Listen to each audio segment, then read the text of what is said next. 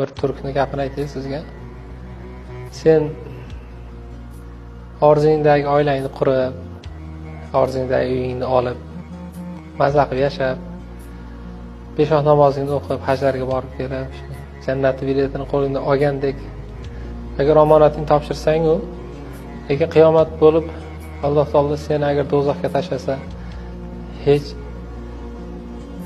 shikoyat qilmagin, haqqing yo'q degan gapi bor edi.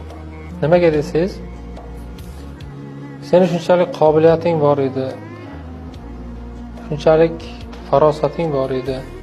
Boshqalar o'qimagan o'qishlarda o'qiding. Boshqalar ko'rmagan imkoniyatlarni ko'rding. Boshqalarga ochilmagan eshiklar senga ochilgandi.